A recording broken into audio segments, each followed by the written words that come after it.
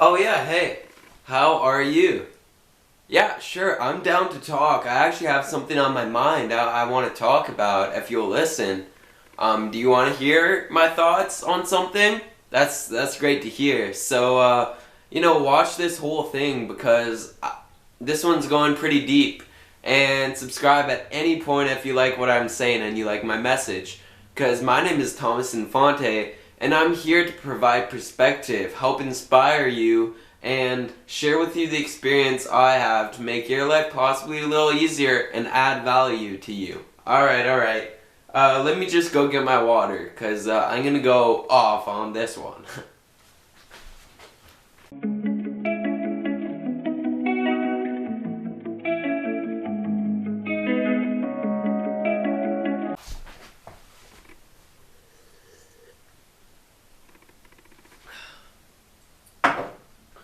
People, stop supporting the wrong artists with wrong messages. So many artists nowadays, as you know, are talking about things like effing hoes. Like the garden hoe, but not the garden hoe, the opposite.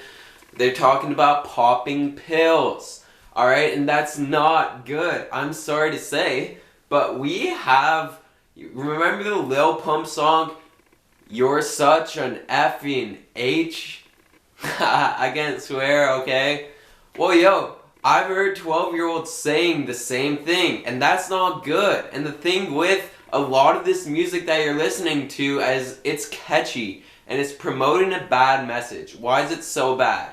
Okay, listen up. A lot of these artists, what you might not know, is they are signed to a record label, and they don't actually have a choice in the content that they get to deliver. No. You see, when a rapper or a young artist signs a piece of paper, it's like signing a piece of their soul away, because now their music actually belongs to this record label. So many artists now aren't doing it for love anymore. They're doing it for money, but then they're finding they don't get back as much as they think they would, and what they're putting out is not a good message, and they know this, but they're under contract. Some contracts literally say you have to rap about drug abuse, you have to rap about certain guidelines. The record deals with the artists that are signing these record deals, they signed this thinking it's gonna be great, and then, like a loan, if you go and take out a loan 3 months after, you might regret it because you have to pay the whole thing back. Well, it's a little different because now you have to pay with your soul. And when I say your soul, it's not like you're signing yourself away to the dark side or whatnot. I mean, you are, but I mean, think of your soul as your true talent, your true embodiment, alright? Well, you have all these talented rappers now sign away all that talent, and next thing you know, they're talking about stuff that they don't want to be talking about. And guess what? Now we have artists dying of overdoses, getting addicted to drugs, people talking about drug abuse. Wake up! It's not a good thing. It's not a good thing to be listening to rappers who talk about drug abuse. Alright, many reasons. Number one, young people are influential, and you may be like, well, only the idiots are actually taking what they say literally. Well, I used to be one of those idiots, people. I used to be 18 years old. I used to listen to Lil Pump. I thought Xanax was the coolest thing, so I got addicted, and I'm so lucky I got out. I have a friend that we were listening to Lil Pump 2 and popping Xans, thinking it was a cool thing. He wasn't as fortunate. He ended up on the streets, okay? Stop listening to the wrong messages, please. I don't mean to send this to you with anger, but I feel like some of you will not hear me. Number two, a lot of these artists have drug problems themselves, and they need help. People, these people need help. Look at these posts by Lil Pump. Look at this one. Talking about showing clearly that he is struggling with suicidal thoughts of depression. When you see this post, you have two choices. You can just shrug it off, maybe even laugh at it. Or you can say, damn, this guy has a real problem. Like, I want to help him. I want to send him DMs. I want to email the record labels and tell them to get him off this contract. I don't want to be supporting his music anymore because it's talking about drug abuse. And look at how happy he is with it. Another post, you know? From Lil Pump himself, talking about how he doesn't want to be here anymore. He's been struggling with drug abuse. He signed in the fine lines that he has to keep talking about drug abuse. And guess what? 1 year later, he's not all that happy with all the fame. Not all happy with the fame and fortune. Stop listening to the wrong messages. You're ruining other people's lives by promoting every time.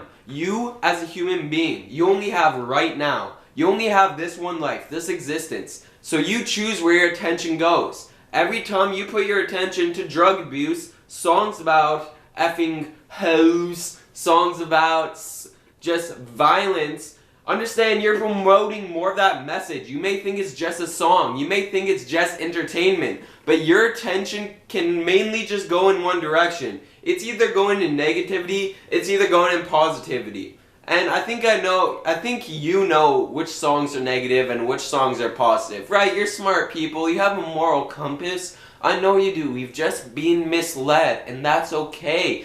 But you have to get out of listening to songs that are promoting bad things. We have so many talented artists that would have a beautiful conscious message, and then they rap it to a big label owner, and the label owner's like, okay, I can give you $100,000 right now if you sign this, and then they sign it.